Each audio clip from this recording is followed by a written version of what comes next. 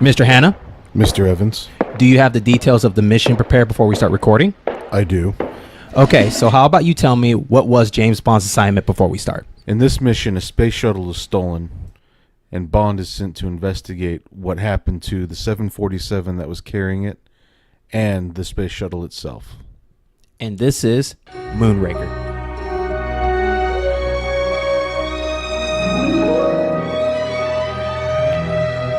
We are now recording. I am your agent, Jeremy Evans, along with me, Agent Travis Hanna. Ba-da-ba-da.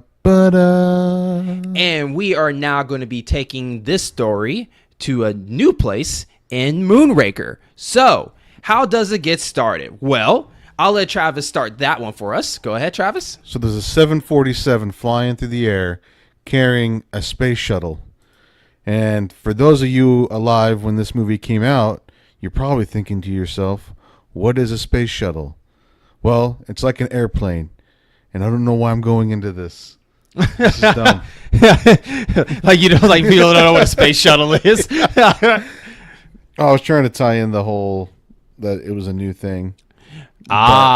So for you kids out there. Yeah, so this movie actually introduces the space shuttle, which we know today. This movie came out in 1979, and the first space shuttle mission where we used the airplane-shaped spacecraft was in 1981. So it was really new technology and kind of cool. Mm-hmm. And I thought it was worth noting. It's interesting, too, because, this particular mission is interesting how a ship like that was on a plane, and what was the plan for that? Was it a delivery service? Was it being delivered somewhere? What do you think? What do you think that they were trying to do on that part? Was it supposed to be delivered? It was going to be delivered for the Brits to use. Okay. But then it was stolen mysteriously by two guys. Now the hilarity of this is the space shuttle itself doesn't, I don't believe, actually have rocket. Maybe it does. I guess, yeah. But it rockets off of the 747, causing it to explode.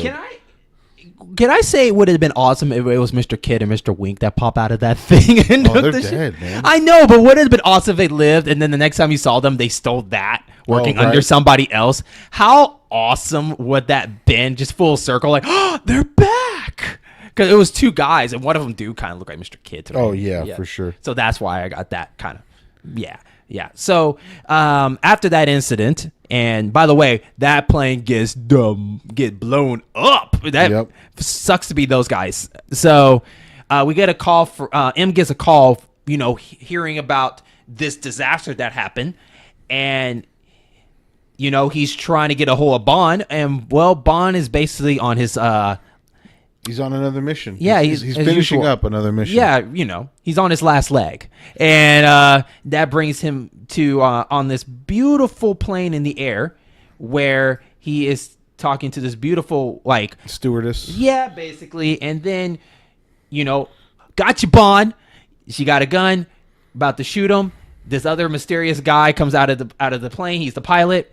And basically, they were setting up to kill Bond. Bond, of course, being chilled. And then this leads to a fight on the plane where he ends up kicking the pilot out of the plane, right? Then, all of a sudden, some mysterious tall guy came and grabbed Bond and pushed him off the plane. Who was that? It was Jaws. Right? How? What was Jaws in this whole thing? Jaws kick. Where was he this whole time? So anybody who's seen The Expendables, Dolph Lundgren totally hid out in their plane without them seeing him. Mm-hmm. I think he got that idea from Jaws. Yeah, I guess. But the plane was so small, I guess. I'm I don't know how you hide. Well, I can't lie. Because the Spy Who Loved Me, he managed to hide in the cabinet and no one, I don't know how he got away with that. Well, that's not even one of the funniest things here. The pilot has a gun and shoots the instrument panel so Bond can't fly the plane. Mm-hmm. Bond manages to kick the gun out of his hand. Because he likes kicking. The flight attendant is too busy putting on her parachute to shoot Bond. To pick up the gun and shoot Bond Right. And it's just like she could have ended the whole thing while he was fighting the dude. No, Jaws shows up out of nowhere and kicks him out of the plane. And then there's like this crazy mid-air fight for a parachute. Sky fight. Yeah. And then one of the best parts of this whole movie, Jaws' stunt double, like, comes whizzing out after Bond, and you can clearly tell this dude is not Jaws. But he's just, I could never tell if he had like a fake grill to show metal teeth, or if his teeth are just really white and he's just like smiling really hard. It's ridiculous. I think it's funny too that they try to make this where Bond couldn't get the parachute on very overly dramatic. Oh yeah, like is he gonna latch down? They're like, come on guys, you know he is. It's Bond. He always makes it. And so, but yeah, after him and the fake double comes right after him, they get into this giant fight. He managed to get his parachute off, but Jaws couldn't get his parachute off. So what happens to Jaws? He ends up crashing into a circus tent where a circus performance was going on. Yeah, he literally falls. Oh, he tries to flap his arms. Like some Looney Tunes crap. But ends up falling through the top of the circus tent. And spoiler alert, he survives. By the way, in human wise, like Bond, he would have died. Jaws, it's just he can make it. Oh yeah, dude, the feats of strength that he performs in this movie makes you wonder how he doesn't just punch Bond and have Bond explode. Right. And then that leads us right to the intro music. So what do we think of the music? Clowns and bicycles. Yeah, and I guess like they're trying to like circus performers. They're basically doing a segue, right? They were doing a segue to the Bond song to that because you go right to like individual Bond parachuting down, and then it gets into more of the sci-fi stuff. So what are our thoughts about it on that? The song to me is very forgettable. The visuals were a little bit more interesting. Yeah, I didn't really even care, to be honest. The song was just not doing it for me, man. It was I just wasn't feeling it. I like how because the movie is called Moonraker, even though like they don't ever actually go to the moon, or the moon isn't even part of the movie, in the middle they have like the opening, they have like a moon. Right. You know? That looks like it looks like if you're looking at a film thing, just rolling, and you get that white little thing in the middle. Yeah, that's what it mainly looks like. And so, but you can tell on this video, and they were really experimenting ideas. There was a lot of ideas they were trying to do. Like you could tell they were experimenting, like different cuts, different designs that were going through, women doing different things. So you got a woman like flying like Superman across clouds, who really looks like she was standing up. Yeah, and then they turned her sideways. Right. But that's why like the visuals to me were more interesting than the song itself. But the song wasn't speaking to me. The visuals were just kind of there. I didn't feel like that they were really trying to bring me in when they did this song. So I didn't really feel for it. And man, like John Glenn's name keeps coming up all over this movie. And just so the audience knows, it's not the astronaut John Glenn, which I totally thought it was, and got really excited and was like, man, I'm going to really watch this movie now. And then after the movie, I looked it up, and there is a director. It was so funny because like named John Glenn. Because it was funny because like off the recording, we were talking about that. He was like, yeah, John Glenn. I said, yeah, man, he's directing the next movie. And I was like, there's no way that astronaut is directing a movie, Jeremy. And then turns out the astronaut has 2 N's in his name, and the director only has 1. What a freaking coincidence, right? And then we find out also is this movie was kind of unexpected because it was supposed to be, actually this movie is not supposed to exist, but for the fact of how popular Star Wars went and sci-fi and all this stuff, decided to put it in the middle between Spy Who Loved Me and For Your Eyes Only, because For Your Eyes Only was supposed to be the next runner-up. So was unexpected. That's why the original screenwriter was not in this, wrote this one, but he comes back For Your Eyes Only. So so it seems like when they do movies out unexpected, like they get totally a different staff to do that, and then when they're ready to go back to normal, they get back to original staff. And so enough about that. So let's go back to now on the mission where Bond is getting called in to talk about what they should do next after the disaster that happened. Right. That is the Moonraker. And so Q, M, and someone from Parliament is waiting on Bond, and they kind of tell him what's going on, and he's kind of already aware because it's in the news. Mm-hmm. And he decides that he needs to go to California to investigate more. But before he leaves, Q gives him a wrist dart shooter, where all he has to do is like flick his wrist back a little bit, and the muscles activate a dart. One has poison in it, and the other, like, there's two different darts. The blue darts are armor piercing, and the red darts are poison. Okay, like cyanide. Oh, okay. See, I didn't know what the blue ones did. I just thought they're all darts. They're all poison. No, that's gonna come in later. Mm-hmm. When Bond gets into trouble, he uses the dart to destroy a machine and escape. Right. And we'll find out what that machine is real soon. So after he get introduced of his gadgets, it was time for him to infiltrate where the Moonraker actually like got built at. And that is a place in Los Angeles owned by our first villain, Mr. Drax the Destroyer. Drax.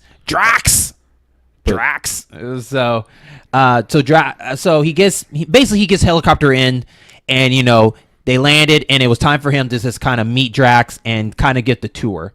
But before we even go there, I want to talk about the intro for Drax. I think this was an awesome intro for him because we get to know right off the spot how much money does Drax have. That guy has like Bond dollars like no other. Okay. Yeah, he puts Goldfinger to shame. He does. I mean, I think he could single-handedly fund Spectre. I totally agree. I think he is the richest man in the Bond universe. I think at this point, because we know he moved a whole chateau from Paris to California, and Bond jokes about, well, why didn't he buy the Eiffel Tower while he was at it? And the helicopter pilot's like, he did, but they wouldn't give him a license to transport it. Right. And so as you can see, like if you're watching it, you got to see the whole moon base. You get to see his outside life. Basically, it looks like he could own his own freaking state. Right. That's how big this area is. It's not a moon base. It's a it's where they build the space shuttles. The space shuttle that was stolen belonged to Drax. Oh, okay. Which is why Bond is going to. Oh, okay. So, what would you say? Like just a base?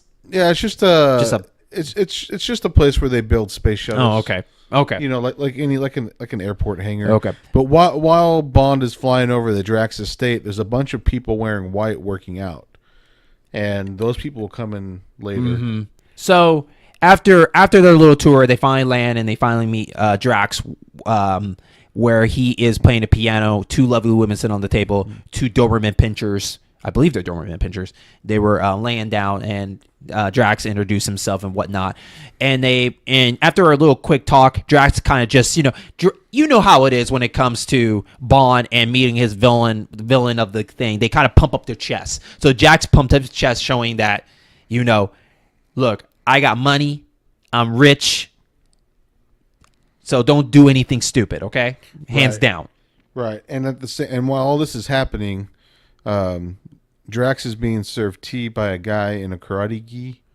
Yes. And it's just like, okay. Okay, so here, I have a theory. My theory is there is somehow all these villains know each other. I think all these rich people know each other, and I think there is a stock market, and I think what happened is Goldfinger decided to take all the Asians, but Drax said, you're leaving me with one. And he got that one. That's just. That's not too far fetched, and I'll point that out to you later. Okay. I just feel like all these villains, because I swear, I bet you Drax knows Stromberg. I bet he knows him. Well, I guarantee you're not too far off. Okay. And there's something in this movie that Anyways, that proves it. All right. So carry on. Okay. So Drax has Bond go meet Dr. Goodhead, who is his space expert, to figure out or to talk about the space shuttle and get any intel he can. Yeah, Bond is just investigating, basically. Right. And so, well, as Bond walks off, he tells Karate, which we later find out is named Chang, that some harm should come to Bond. He doesn't want Bond really investigating. Yeah. So Drax is informing him while he's on the tour, like, make sure he doesn't make it back home. Basically, that kind of talk. Right. And so he goes and meets Dr. Goodhead, who's a female and is a NASA scientist, and she straps him in one of those giant centrifuge machines to test G-force. Mm-hmm. And she assures him that the trainer up top controls the whole thing,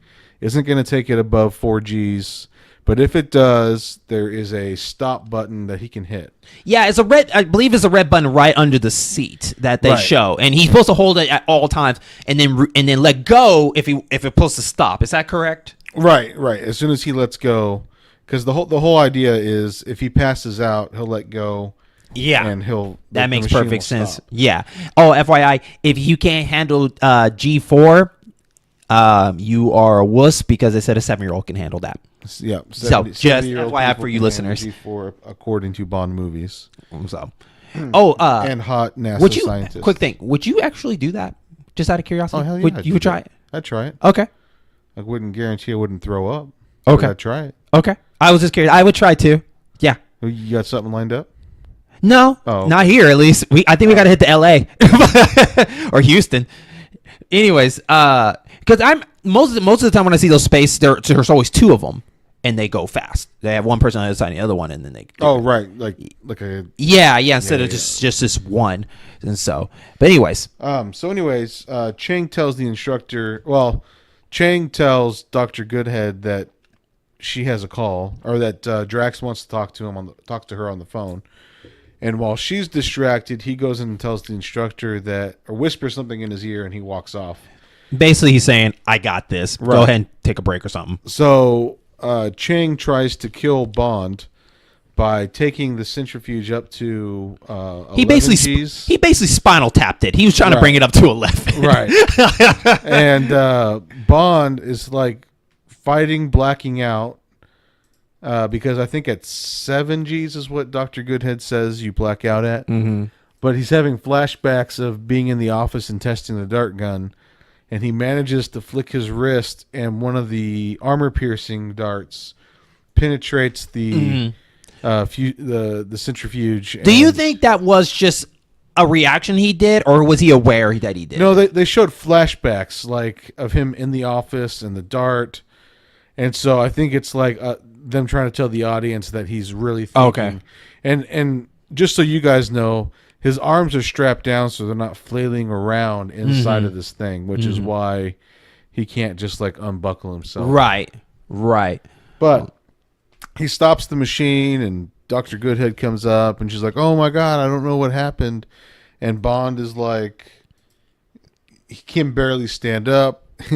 He's going to throw up. He's like, don't even touch me. He's like, don't touch me. Don't bother me. I don't want to talk to you right now. He's out. You might say that Bond was shaken, but not stirred. Nice.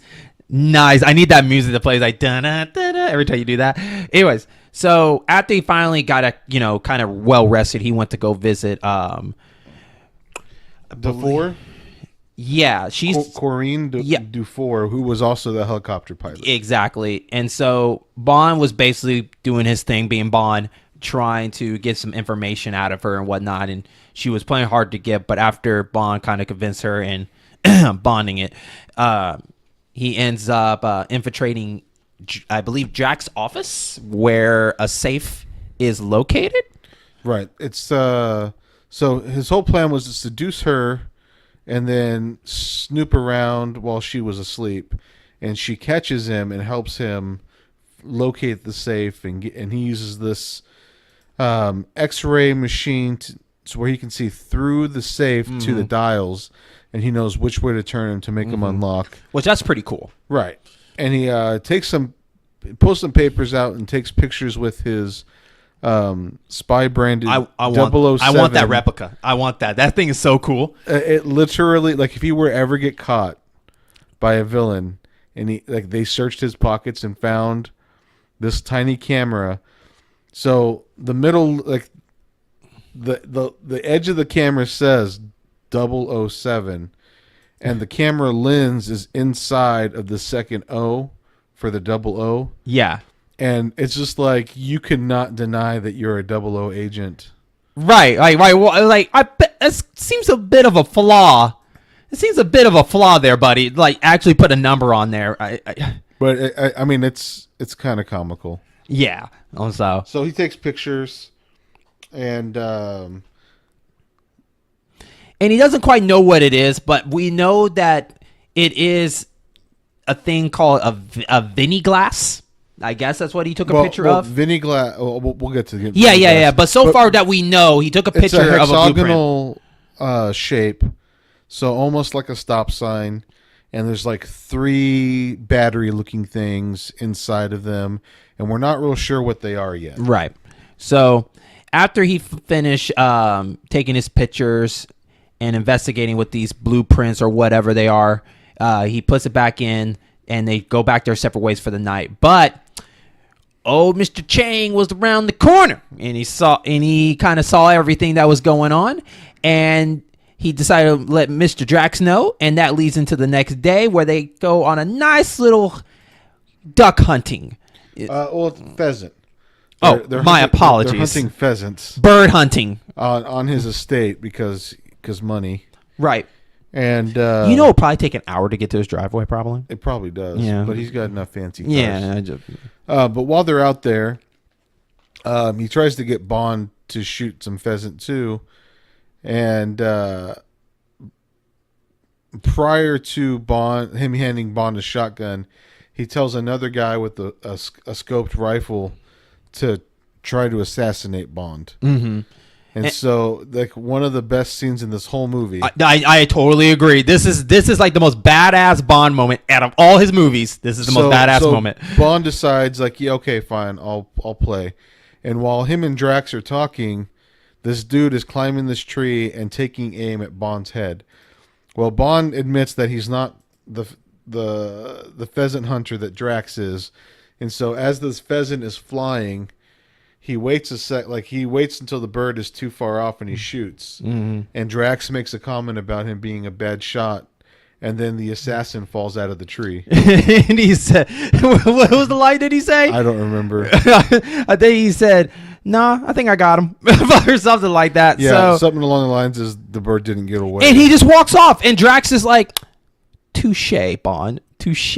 And so, but as soon as Bond walks off, the 4 shows up, and anybody who's a Game of Thrones fan, she gets eaten by dogs.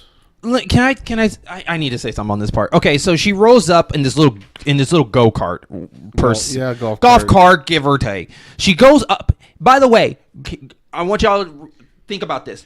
She's not even 10 feet away from the golf cart. Just throwing it out there. So she's walking up, and Drax is basically saying, "Look, I know what happened. You let him into my office. You let him do this pictures and all this stuff. I'm going to have to let you go. You're fired. Okay? No getting out of it. All right?" So basically, she accepted that she's fired, and she's walking back. And then Drax looks at Mr. Chang. Mr. Chang just let the dogs off. He's just like, let the dogs off the leash. Like, do your thing. And she is aware of the dogs. She starts running past the golf cart. Don't get in the golf cart. She just runs right in the forest. It's not like she walked away from it and they walked around for a minute. She walked right past it. She walked past it. And I was like, what are you doing? It's right there. She could have escaped. She could have lived. But past that, they go through this forest. This dramatic music like no other. It looked like something from a horror movie, like that. And the dogs are creeping. By the way, I think the dogs have ran through the same trees like 10,000 times. I think they were running in circles or something like that, but they finally caught on. And they finally get her, and they killed her. Yeah. So, but that's okay because now Bond is in Venice trying to investigate Vinny Glass. What a coincidence. I mean, Vinny does sound like that, right? Right. So there's a company called Vinny Glass, and as he's walking around, he finds that they're making like some glasses that are in that hexagonal or six-sided shape. And that'd be, it's not a hexagon, is it? no, hex is 10. Five. I don't know. Yeah. Octagon is 8. I was always terrible. I know sex is 6, but I don't think it's a sectagon. No. We'll find out later. Go on. Anyway, for those of you viewers at home, I suck at math. Anyway, so Bond recognizes the shape from the blueprints, and while he's walking around, he notices that there is a tour going on, and someone in the tour, or one of the people in the tour, happens to be Dr. Goodhead. Mm-hmm. Well, of course, this piques his interest, and we get a lot of exposition about there's a lot of very old and expensive glass on display. Especially one glass is in the middle, nice and blue. It's over, I think, 400 or 500 years old or something like that. Worth like $1 million US dollars in 1969. Keep an eye on that, guys. I want you to understand that. That's $1 million. Okay, hold on to that. Remember that. Okay, let's go on. Or 79? It was 79, right? Yeah. Okay. Yeah. Remember that. Remember that $1 million glass. But there's also a rapier that has a glass hilt, which is kind of cool too. I did not know that.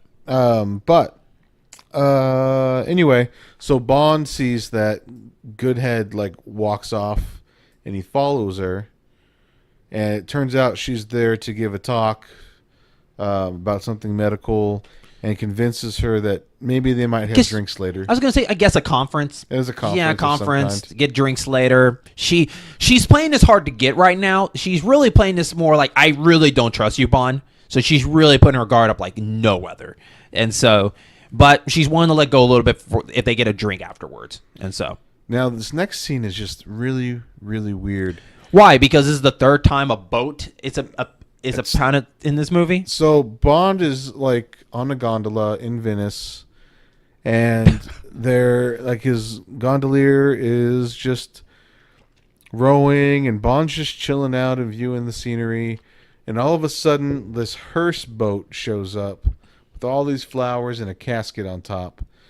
And this is, as the boat's passed, this assassin pops out and throws a knife at Bond and misses. Bond picks up the knife and throws it back at the assassin and kills him. But they also kill the gondolier, and somehow the boat now, the gondola now has a motor. And Bond is driving this thing like a motorboat. Can we hang on? Can we say the knife guy? I feel like that there is a higher henchman guild, and I think Stromberg got Jaws, and Drax is like, okay, I'll take the knife guy, I guess. Yeah. I feel like that he's for hire. That worked out in that one in Louisiana. Let's try caskets in Venice. Maybe it's the Easter egg. Maybe this isn't the Easter egg thing. Maybe. Yeah. But anyway, so there's a boat chase. And third time. Yeah, and Bond, like it's a bizarre. So Bond managed to go through this, and through this whole thing, he managed to split a relationship between the boatman and a couple. He managed to just go super fast through all this stuff. Managed to kind of outrun them for a second, but all of a sudden, we didn't know this, but his boat can become a hovercraft. Per se, so he hits some dials, and the bottom of the gondola opens up and starts inflating, and he drives across through the town. I mean, through the city, basically, and everybody was dumbfounded. Like they were like, that just happened. Yeah, I think it's St. Peter's Basilica, where they're going, like where he's riding through, right? And like people are checking their wine bottles and all this other stuff. Like, did I really just watch that? Right. And it cracks me up because those two henchmen that were chasing him on the boat, they were upset they couldn't catch it. But I think if Bond actually ran on foot, they would probably get the same reaction. Like, dang it, he got away. Yeah. I even like he's showboating. A pigeon did a double take. Showboating. Get out of here. But anyway, so it becomes nightfall, and Bond takes the super gondola.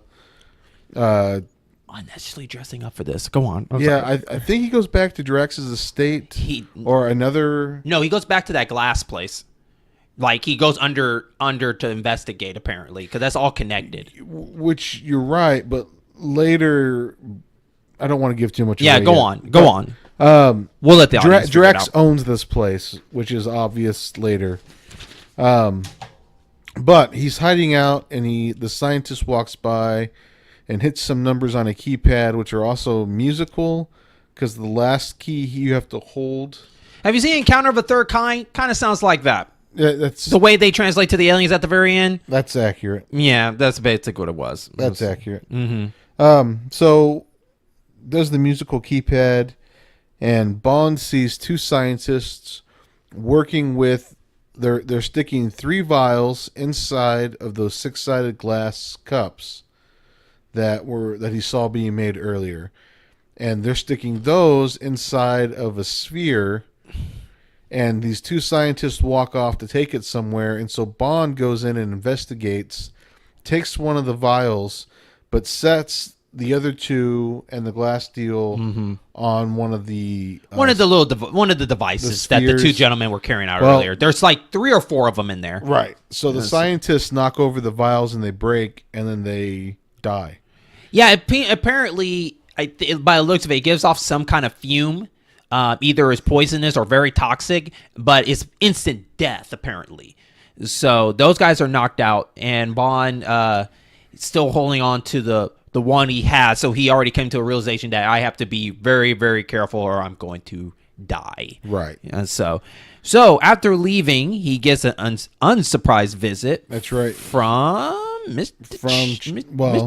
from Kendo Guy. Oh, yeah. And then we find out that Kendo Guy is karate. And karate in my notes means Chang. So, Travis, I'll let you have this one. So they fight. Chang has a kendo stick, and they make it back into... I guess you're right, it is Vinny Glass, because they make it back into that room with all of the antique glass. Mm-hmm. And they end up destroying all of it. Bond even fights him with the rapier with the glass hilt. Mm-hmm. But Bond ends up killing him, throwing him out. Like, they make it to the top of Vinny Glass, where I guess there's like a clock. By the way, remember that glass? I told y'all to remember? Bond picked it up, and then he put it back down because he knew it was valuable.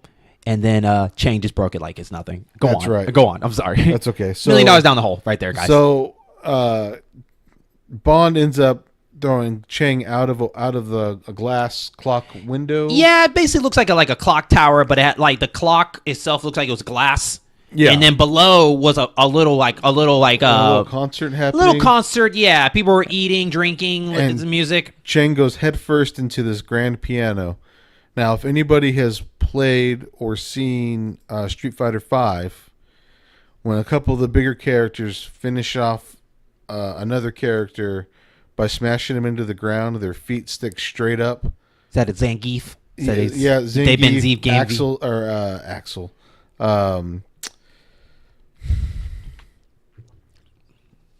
I'm mad that I can't remember his name. Anyway, all the big characters. Or even like Looney Tunes when Wile E. Coyote falls on a cliff, half his body is like through the cliff and whatnot. Yeah. So anyway, then it cuts to Dr. Goodhead, and Bond surprises her in her hotel room. Creeper. Yep. And so basically from there, we get to learn a little bit more about Miss Goodhead. But before that, let's take a break, and when we come back, we'll see where else this story goes. Hey, listeners, thank you so much for listening to this episode. I'm your host, Jeremy Evans, a.k.a. your in-game boss. And I want to let you know that this is not the only show you can listen to. We got great shows like the In-Game Boss Podcast, the Game of Halls of Rivalries, Bond Never Dies, and Area 44, and more to come. So if you enjoyed this show, make sure you follow and subscribe to the network so you're always updated with the newest episodes and update on any other news that happens in the In-Game Boss program. So, thank you so much. Enjoy the rest of the show.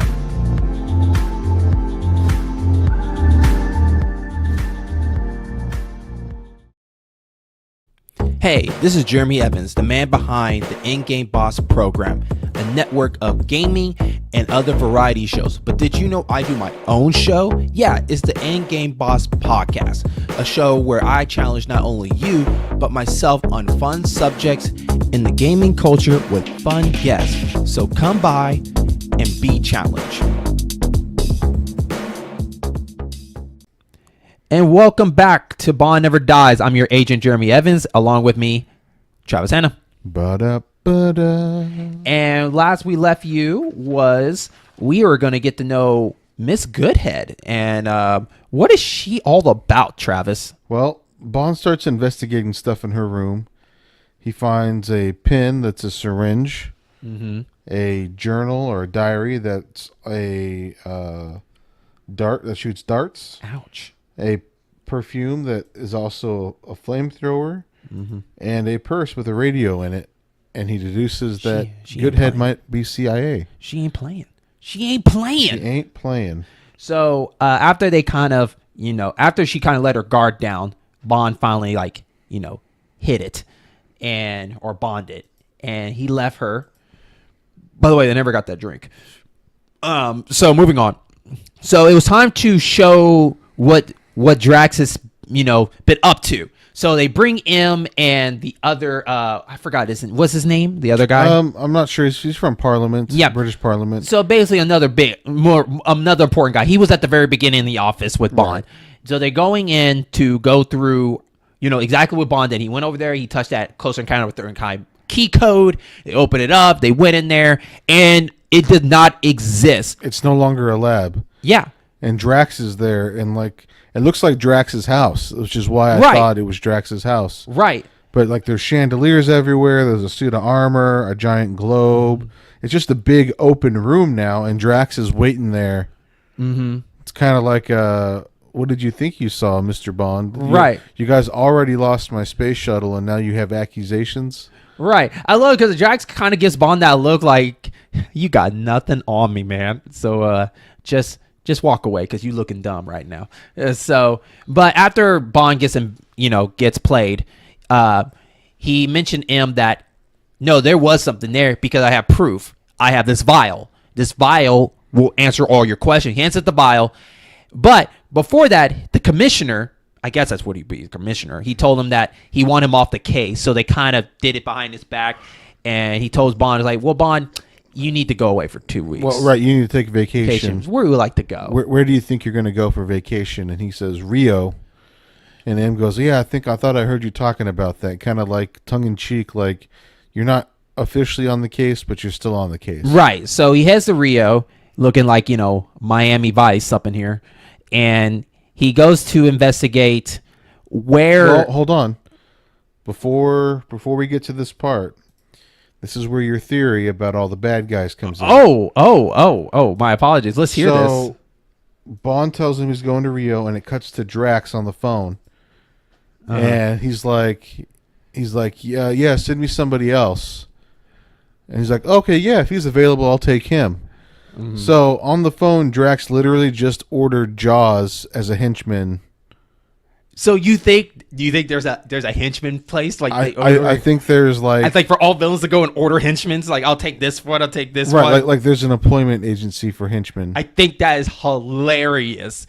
It's like Goldfinger got Oddjob and he didn't get Chang, and Chang is still on the waiting list. Like, is someone going to pick me up? It's like a villain draft pick. Right. So the next scene, Bond is walking. By the way, that's a cool phone. Sorry, I wanted to mention he had a really cool phone. I don't know what it's made out of. Diamonds, I guess. I don't know. But right, Bond is walking through the airport, and right behind him is Jaws, and Jaws walks through the metal detector, and the TSA guy tries to stop him, and he just smiles at him with his metal teeth, and the TSA guy doesn't know what to do, and just he looks like that guy had that look like what's his name? Don Knotts. Don Knotts. Yeah, he looked like Don Knotts when he freaked out. So finally he makes it to Rio. Right, he rides the Concorde.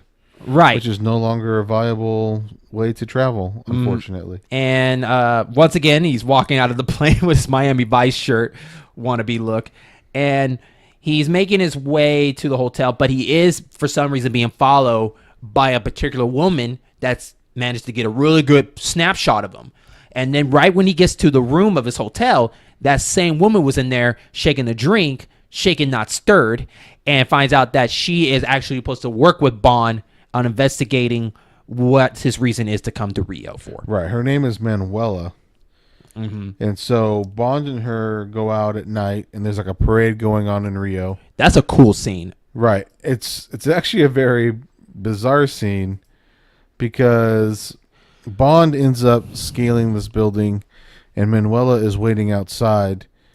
And while she's waiting, there's some partiers that are just like having a good time, get a little drunk. And then there's like a giant clown, like it's coming. It's a clown with like a giant, like fabricated head. Starts walking towards her, and it turns out it's Jaws. And so Jaws is about to eat her to death, and some partiers go by. So then he's like, "Oh no, look, I'm only dancing with her. It's okay." Right. So when they go, Bond is coming back and sees Jaws from above, and jumps down on him to break him up, and is getting ready to fight him. And some more partiers come by and drag Jaws off into the parade. Right, there was no stopping him. Jaws had to go with the flow. Jaws just like gives up and he goes party. You know what? Whatever, and just starts dancing with them as they walk off. He's like, "I'll get Bond tomorrow." But what was Bond's purpose there? Apparently, he didn't find anything except a little logo, a patch for Drax Space Force or something. So we still don't know what Drax is up to quite yet. So next thing, he ends up heading towards this sky ride thing, I guess. Would you call it a sky ride? Sky rider? Yeah, it's a gondola. Okay. Or it's an air gondola. Okay. If anyone's been to Disneyland, they're the carts that are on the wires and go up and down the mountain cliffs. Okay. Or, ski resorts have them. If also this has been used in on your Majesty's Secret Service. Right. Exactly. And so Bond goes up there to kind of scope out, the scenery and whatnot, and he managed to see, I believe, Dr. Goodhead. Yeah. And then why was Dr. Goodhead up there? Well, she was actually looking for, I believe, she saw some planes start kind of leaving recently. A lot of planes every 20 minutes. Right, she was tracking the flights. Yeah, they were leaving like every 20 minutes or something like that. And she's trying to figure out, like, where are these planes going, And so while that was all going pretty well as they talk and trying to exchange information, because finally they're finally exchanging information to learn more of what's really going on. And then, of course, Mr. Jaws shows up once again, and he means business this time, because while they were going down the gondola, he decides to stop the whole thing. And I mean, he went up to the giant wheel, and like giant mechanic wheel, the thing that helps down, he hold it up. Right. That guy got strength. So the wire is wrapped around a giant wheel, and he grabs the wheel and stops the whole thing. This is why I don't understand why he can't just punch Bond into oblivion. Right? So that's why he never hits him. He always has to grab him. And then he's walking off, and the machine starts moving again. So he stops to stare at it, and it's like he intimidated the machine into stopping moving. Oh yeah, I forgot about that. So he bites a cable with his teeth. At this moment, Bond is on top of the gondola and almost falls off. This is just a really bizarre. So Jaws gets one of his guys to take over the controls of the gondolas, and Jaws climb or basically he makes his way to them, and then they monkey have this bars his way on the wire right. to the and so gondola. they do get out, and then there's another gondola they came across, and did they hop it over? Did they hop over on it? Jaws. Because they know they locked Jaws in. After that fight, they managed to lock Jaws in. No, that's right. So they end up... Oh, no, he caught up with them. That's what it is. Right, so they're at the top of the mountain, and Jaws is at the bottom of the mountain. So they end up meeting up. They end up having this fight. Goodhead and Bond managed to trap him inside the cart that they were in. And then Bond found this chain. and he basically used it to, like zip line all the way back down. But the gentleman down there that was with Jaws ends up pressing the button to bring the gondola down closer. So it's the slowest speed chase ever. So Bond is ziplining and Jaws is in the gondola, and his buddy is like speeding the gondolas up so he can try to catch up to Bond. It doesn't make sense, but it's pretty funny scene because Bond and Goodhead end up dropping off on the side of the mountain while the gondola like crashes into the building. And everything seems to be destroyed except the 7-Eleven sign. But was Jaws dead? No. Because a special somebody came along. Well, I mean, I just have to say, like, the way Jaws is portrayed in this just cracks me up. Because when he realizes what's going to happen, he makes like a startled face. Like, in this one, I feel like it's very Looney Toony. Jaws is just trying to make a living. And this is the only thing he's good at. Right. And Bond is messing it up for him. And he's just trying really hard. Right. But after it crashes, this blonde girl shows up and helps him get up. And he smiles at her with his teeth. And she smiles back. And they play like the whole. Has anybody seen Frankenstein? It's exactly how this scene looks like. It's like Frankenstein. The only thing you're missing is a flower. There's something that was supposed to be in this movie, in this scene in particular, that for some reason was taken out. So let's hear about it. Okay, so when the woman smiles back at him, she's supposed to have braces. And that's why they fall in love with each other. Why did they take that out? That makes perfect sense. I don't know why they took it out. It's like, oh, your teeth are messed up. My teeth are messed up. Right. And so it was like it's love at first sight because Jaws found someone else with metal teeth. Oh, that is awesome. But yeah, I don't know why they took it out. Oh, that's so sad. That's so sad. So while they end up, going their merry way, Bond is trying to get a merry way with Goodhead because Goodhead is just so thankful that Bond rescue her, and then mysteriously an ambulance came knowing that where they're at, but they work under Drake, knocked him out, and tried to, take him to Drake. So here they are in this van heading down to them, and then inside the van you had... Well, they knock out Bond, and they take Goodhead hostage. Yeah. And Bond wakes up and is escaping while Goodhead is distracting the henchman. Right. So, but Bond, for some reason, thought instead of just getting up to knock him out, he decided to slowly roll himself all the way down to this little fire extinguisher thing to kick it, to blind his eyes, which the distance does not look like it would have done anything to him. But it was distraction enough Bond to get in, wrestle, and fight him. And then Miss Goodhead helped out too, and they both managed to knock him out. But Bond and this guy managed to fall out the van. And from there, Bond managed to survive, but the other guy, he kind of rolled down the hill and he crashed into a billboard. And if you ever watch this scene, you will notice there's a lot of billboards they're trying to promote. You'll see a 7-Eleven sign. 7-Up. 7-Up is really big. You'll see a 7-Up. You'll see the watch that... Seiko. Marlboro's. And then the finale that he runs into is... let me see here... it's not that important, but it's a joke. It's a sign for a hospital, and it says, "Oh, we'll take good care of you." That's what it is. Yeah, the assassin paramedic guy's head is like through the billboard. Yeah, through the girl's mouth. Oh, I think it was British Airways. Oh, okay. And it says, "We'll take more care of you." Yeah, there you go.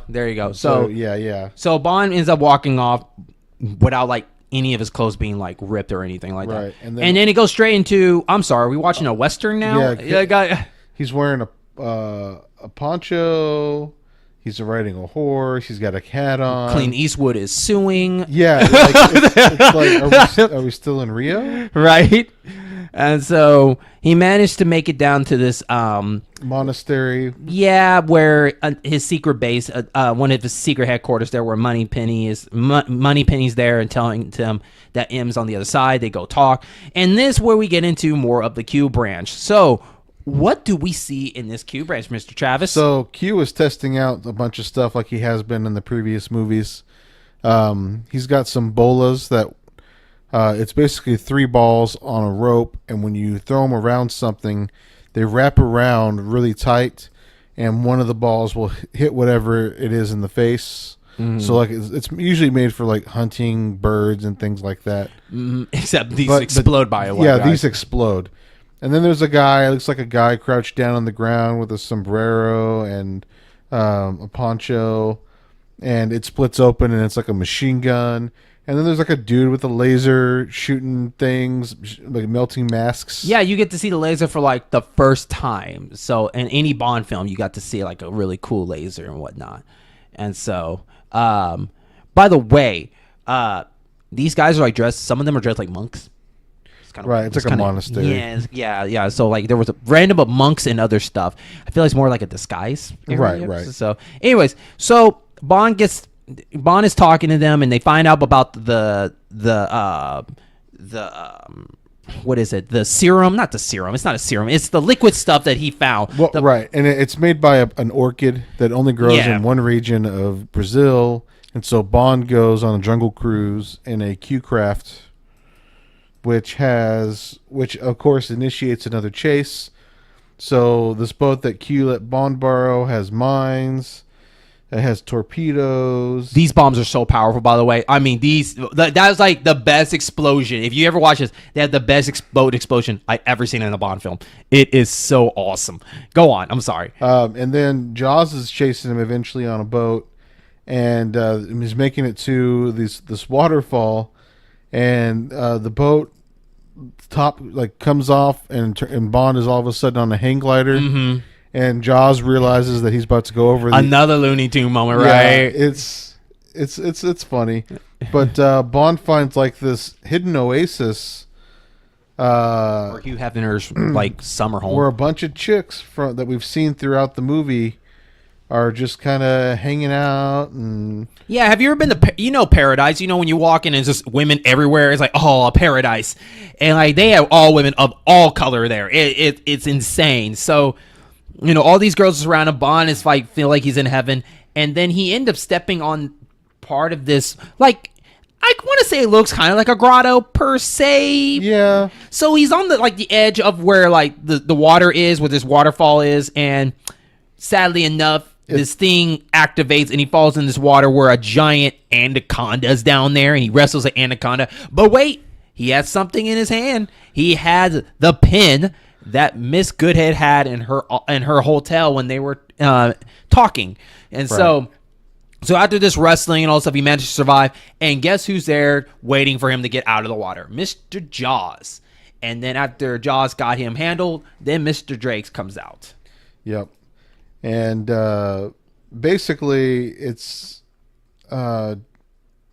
just a bunch of filler. Bond's trying to get Drax to explain what his plans are. Right. So just to kind of speed this up, he ends up. But we can't speed up too far because. Oh no! I'm not speeding up too much. I was gonna say, I was gonna go straight to he gets sent in the same room with Miss Goodhead. Oh, but you're skipping a very important part. Oh, and what part is that, Travis? There's a black guy who has lines. Go back. And he's launching. He's telling these space shuttles to launch. Oh, okay. So we have a smart scientist black guy who isn't just quiet in the background waiting to fall into a vat. Right, like Spy Who Loved Me. Go on. So anyway, I just thought he was worth mentioning. And there were 2 black guys apparently, and so but this one black guy, he got a line. It was so awesome. I know it should be small for people, but it's just the fact that like I mentioned on the last episode that I mentioned, like, why is everybody staffed the same color and they're all white? Like I would think there'd be multicolor of everybody in there. You know, it should be like henchmen for hire, so it should be all different people. But we never saw it. But now we got to see like a black guy, and he actually got some lines. He did the countdown, guys. Right. And it was awesome. And So anyway, so the space shuttles launch, good looking out. and Jaws takes Bond to a room because Drax tells him that he looks cold from being wet and that he should probably be warmed up. Ha! So basically, they put Bond underneath the space shuttle that's getting ready to launch with Goodhead. And, I think that's pretty badass. So I think that was a really villainous way. Like, yeah. And Bond pulls out another secret weapon. I forgot he had a Seiko watch. He had a watch that has C4 explosive. I am going to keep an eye on that watch at all times. If I never see him ever use a watch in a film, I'm calling something on him. Okay, go on. So they use the plastic explosive to break this grate to escape, and they escape the blast. Steal or knock out some astronauts, steal their uniforms, get inside one of the 6 spaceships, and they get launched into space. So once they get in space, the soundtrack from Space Odyssey, 2001 Space Odyssey plays. 2001: A Space Odyssey came out the year before this, I believe. Okay. No, I'm lying. I thought it was a couple of years actually. I'm lying. I thought it was. But it was very 2001-esque. It came out in 68. And this is 79 or 69? Yeah, so like 10 years ago. Oh, okay. Yeah.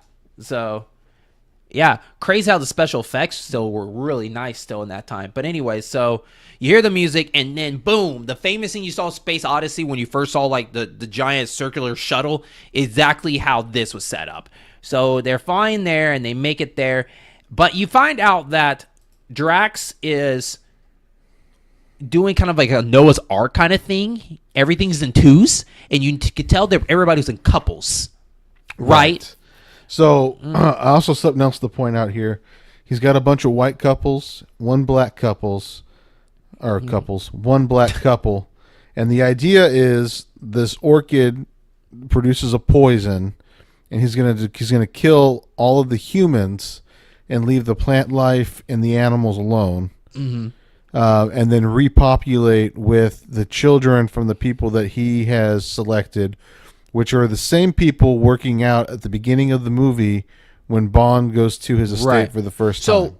So were they planning to go back to Earth as soon as it cleared up? Their children will go back to Earth. Okay. Right. Okay. So it's very much a Wall-E situation. Okay. Where they're going to live in space and then go back to Earth. But there's no Asians. There's no Mexicans. No. There's one black couple and then a bunch of white couples. So Drax didn't really plan this out. You would think there'd be like an Asian couple since he had an Asian henchman. I guess after him he was like, no more. Right? No more. Goldfinger took the rest of them. I'm not working with them anymore. No. So, but what Drax didn't know is that Bond and Miss Goodhead they joined the couples treatment, and they managed to dock, at the shuttle and whatnot. And from there, after they finally got the shuttle adjusted. I just want to say one thing. Oh, go ahead. So apparently being in space with zero gravity means you move in slow motion. Because in all of these scenes where they're flying to the space station, like they're sitting down and they're like, they could move normally, but they're like moving slower. Was that awkward to you? Well, it was like, or they were trying too hard. They were trying too hard to demonstrate they're in zero gravity.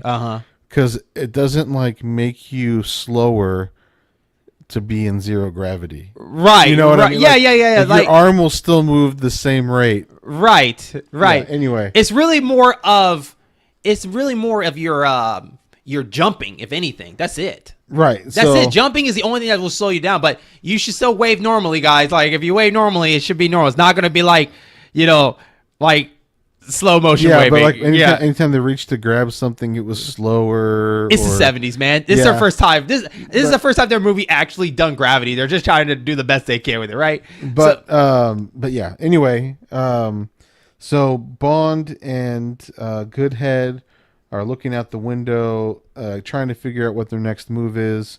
And while they're looking out, Jaws is standing behind them. Right. And captures them and takes them to go see Drax. Yeah. And so Drax, once again, I give Drax credit for still being calm, because I would think I would be pissed by now. They're like, why are you guys still alive? But he's more like, okay, I guess if you're going to do it if you're going to keep doing this, I have only last resort. I'm going to throw your ass out in space. Right. So, and I skipped over a couple things here. oh, go ahead. So there's a radar jammer because nobody on Earth realizes the space station is in space. Yeah, so let's go back for a minute for the listeners.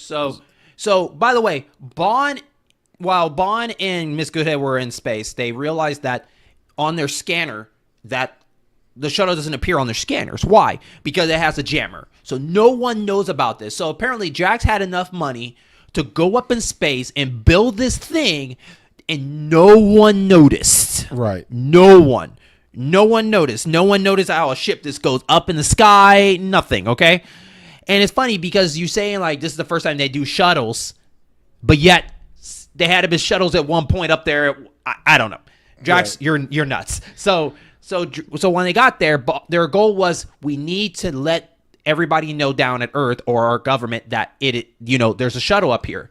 So, or a space station. So they managed to make their way where, by the way, apparently they marked their sections where you can find out where to go to the space station. Right. They have directions on each corridor. So they just follow the arrows and they made their way. But this actually makes Goodhead one of my favorite Bond girls, because she actually punches somebody. somebody. Actually kicks ass. Like, I know, right? She takes out 2 henchmen without Bond's help after they unjam the signal. And Bond didn't even set it up. Bond was even more shocked. He was like, oh, okay, rock on. He had his arms crossed. He's like, do your thing. He came in the last hit because, like, I ain't going out. I'm going out with one hit. And so, but yeah, she was awesome. She was awesome. And so after all that, they managed to just mess up the... Well, go ahead. And then we see another person from the last Bond film, General Golgo. What? General Golgo. Oh, yeah. Who was the KGB. Yeah, Triple X. And it's basically just a cameo scene where he's like, listen, we know there's something up there too, and if you're saying it's not you and I'm saying it's not me, we're going to give you 24 hours to figure it out, or we're going to start retaliating. Okay. And so after all that, Jaws now finds Bond and Goodhead and takes him to go see Drax, where Drax basically wants to throw them into space. Yeah, so, but Bond managed to convince Jaws to switch sides the moment he talked about how if you're not special or you end up, not really working out, you're probably going to get thrown in space. If Drax doesn't think that you're a superior specimen, he's probably going to end up killing you. And Jaws, knowing that he's not the prettiest looking guy. There you go. That's the word. Like, basically, if you're ugly, I'm going to throw you out because I ain't having ugly kids. So, right. So Jaws is like looking both sides like... Maybe I should help Bond. Maybe it's time to give up the henchman game. Yeah, I got a beautiful blonde woman. Yeah. I'm not really good at this anyway. Right. My game is not good. Luckily, she likes me for my teeth. So, so basically, he refused. They kind of got at it, and then they just start brawling. Like, Jaws end up like getting some punches in, all this stuff, and then all of a sudden, guess who decides to come up in space to, represent America? Oh, actually, not America. It's really more like England. So the space team, the Space Force, right? They has came up to retaliate, and it becomes the most epic space fight ever. Yeah, a bunch of guys on rocket packs floating around shooting each other. Ever. It's pretty awesome because, like, at the same time, they're losing gravity inside, and this is where Travis is talking about, like, everybody's going in slow motion. and like there's computer equipment floating around. It looks like people are doing. It looks like it's like a room full of mimes. Just yeah, it's crazy. And so after all this, Bond meets up with Drax, and they're in this little hallway, and basically, Drax is kind of thinking he got the upper hand, and he's like, he's got a laser gun on him. Yeah, getting ready to kill him. Right, but Bond also has something up his sleeve, literally up his sleeve, because he had his little dart gun, and he just shot the poison right at his chest. And after that, he pushes him into this doorway that shot his ass in airlock, space. yeah. So Drax gets launched into space. And then that's basically him. I guess, Bond had to give him some space to think about what he did. So, but just because he beat Drax doesn't mean that the game is over. Why? Because it was time to shut down this space station once and for all. But also, too, on top of that, during this whole time, Drax was activating to destroy the Earth by shooting out 3 bombs. Well, he had a bunch of bombs, but 3 got out before Bond could stop. Yeah, and so they're trying to escape in one of the Moonraker spaceships, but they get stuck. And Jaws and his girl break open a bottle of champagne because they think that everything is done. Mm. And Jaws actually says a line. One line. He says, "Here's to us." And then Bond gets a hold of him and is like, "Hey, we're stuck. We still need help. Can you help us?" So he helps unstick them, and him and his girl fly off into space on a piece of the spaceship, and Bond makes sure to say, "Oh, they're only 100 feet up from Earth's surface. They'll be okay. Like, they'll just plummet into the Earth without a parachute and be okay." Right. So good for them. So after all that, it was time to take out these 3 bombs that Drax shot off. So Bond and Miss Goodhead are slowly giving chase to these things, and they managed to get 2 off really quick. But this last one, they couldn't get off because something malfunctioned. So Bond said, "I have to go manual." And during this whole time, they're in the Earth's surface. Earth's atmosphere, and they're slowly like heating up, and they're slowly going to be diving in. But Bond managed to get this last hit in and save the Earth from, total destruction of poison and toxic stuff.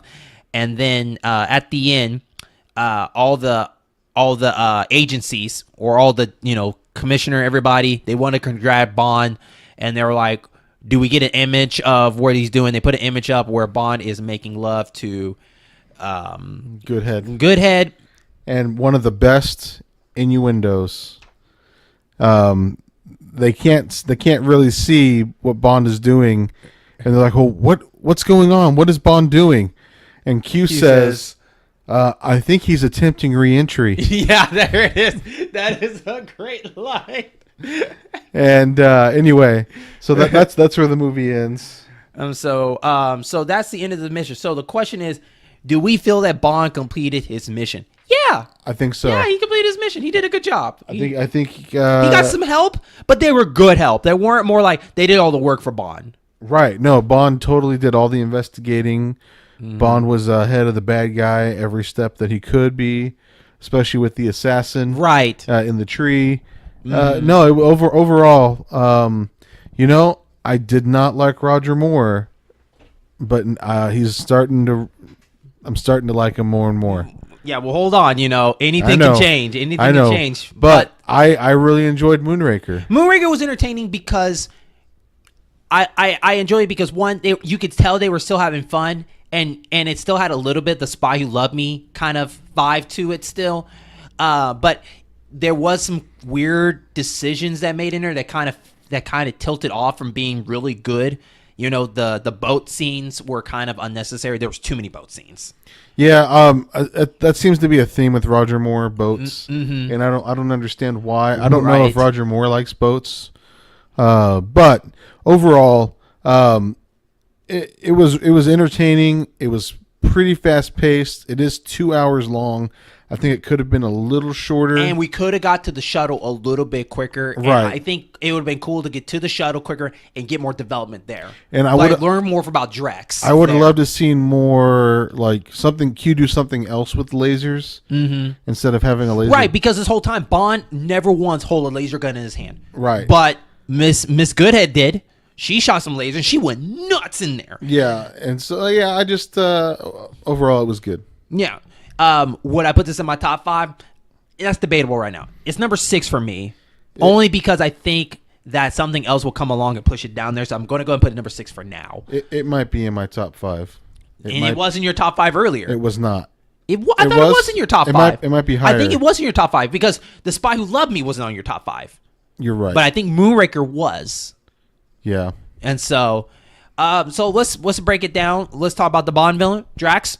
How do we feel about Drax in this one? I think Drax was too far away. I think they only pulled Drax out when they needed to push the story to the next thing. Right. I wish they had Drax be a little bit more involved. Right. Because like you had, I guess because you had Stromberg was good, but he was limited. He only had one source, and that's it. That was enough for him. But he was like the richest man you ever met. There should have been more development with him. If they would have put him and Stromberg together, they would have been Goldfinger. Right. And so I wish we saw more. I wish we saw where Bond. There was no point in this movie where Bond was getting punished. Right.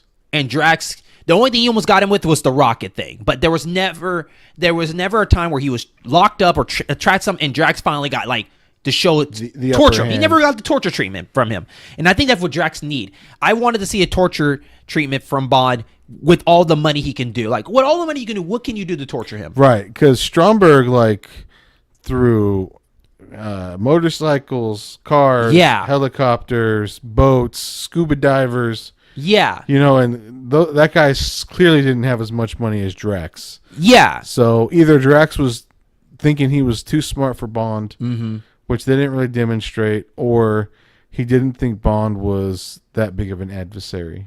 Right. Because you can also tell with all the money, he did spend a lot of henchmen to do it instead of buying really cool over-the-top gadgets maybe to go after him. Right. I don't understand that. Especially at the space station, I would think they would have been way more cool gadgets in there to torture Bond. Like introduce like the super. It's funny. Goldfinger had a laser. Right. Well, Scaramanga had a laser. Everybody had a laser and they used it, but he didn't. Yeah. That's weird. It's still sad. Yeah. So I think Drax got underused. I think even Jaws got more parts than him. Yeah, and I actually came to appreciate Jaws as a character more. But I don't know, on a different level from all of the other henchmen that have come before. Mm-hmm. In the last movie, it's man, Jaws is badass. Mm-hmm. And this one, it's Jaws is still badass, but you can kind of tell that he's not in it as much as he was in the last one. No, because here I think he was just kind of running dry. He was okay, this is getting old. Right. What am I going to do with my life? Oh, here's this beautiful one that should have braces, So, good for Jaws, but at the same time, I feel like it was still it was cool to be in it, but it was unnecessary at the same time. It didn't need to be in it. Bond girl. Miss Goodhead was awesome. Probably my top right now. She was straight to the point. She didn't dilly-dally. She wasn't an idiot. She was really straight to the point. She didn't trust Bond for the longest time. She kind of gave up herself to Bond, but she was still I swear, any girl that gives up to Bond, then they just become this damsel in distress. She was more I'm going to give up to you, but I still got a mission, and you're still not, and you're not going to get in my way of that. And so, and the fact that the moment you saw her punch, no Bond person has punched that hard than that girl. She punched harder than Bond would. Yeah. And that's insane. She's probably number one for me right now. For sure. Yeah. She's number one for me as well. Yeah, she was a smart, intelligent. She did a really good job. Let's go into the Q branch. Gadgets. How did we feel about the gadget overall? Funny, there was no really good car. There was not, but there was a boat. There was boats. There was the Seiko watch, the wrist dart gun, the bola, the machine gun thing, and the laser we got to see. There is this thing I'm getting sick of them showing these cool gadgets, but we're not getting one cool gadget out of that. Like that laser should have been Bond's weapon right there. Showing all this stuff here's your weapon, a laser. Right. Not here's a laser and then okay, well that's cool. Let's go here. It's like giving you the keys to the amusement park, but you're not allowed to ride them. And in video game GoldenEye, there was a laser. You did. And then there was a laser watch as well, right? Yep. There was a laser watch in there. There was, heck, you even got to hold a golden gun. Any weapon you had you can use it in there. There was a special level in the Bond game for kicks and giggles. After you beat the game, there was 2 bonus levels. Right. And you got to go on the Moonraker and all this cool stuff. So, like, Bond should have got the laser. I think that would have just topped this movie off. A laser fight against Drax. That would have been amazing, in my opinion. Yeah. So overall, it was a movie that I didn't expect to like going in. Because, like, the moment you say 007 in space, you're already kind of like, I don't know how I feel about that. You know what I mean? Like, it's just doesn't sound good on paper until you get in there. Right. It's like saying Indiana Jones and Aliens. Right. Which happens to be correct is a terrible idea. But yeah. But at the same time, had it been done right, probably would have been okay. I really enjoyed it. I thought it was a good movie. So you're going to put in your top 5. I'm going to put it as number 6. I don't quite know where I want to put it at. But I will say this, though. So far, if for anybody that like Roger Moore, I would probably suggest start with Spy Who Loved Me and just go forward from there. Don't even go for the first 2. Just saying. Those first 2 are just unnecessary. Just go with Spy Who Loved Me. It's a great starter, and go straight here. There you go. And so, with that's the end of our mission. I want to thank everybody for coming in to listen to our mission. And just remember, any other questions you have or any comments or saying how we're good or bad, definitely visit us on Facebook and Twitter. Also, we are now on Spotify, so you can definitely listen to our show on Spotify as part of this network. That also includes YouTube, Podbean, and Apple Podcasts. So definitely check us out there. And if you have any other questions, please email us at theingameoffice@gmail.com. And we would love to hear your reviews, your comments, and everything like that. I got to start posting these. I think when we start part 2, I'm really going to start pushing these pictures up and just say, hey, what do you guys think of the movie? Listen to the episode. Give us your full opinion about that, Yeah, because we want feedback. We're kind of going at this blind. Yeah. Trying to improve it the best that we can think how to. Mm-hmm. If you have suggestions, we want to hear them. Right. And with that, we will catch y'all on our next mission. Ba-da-ba-da.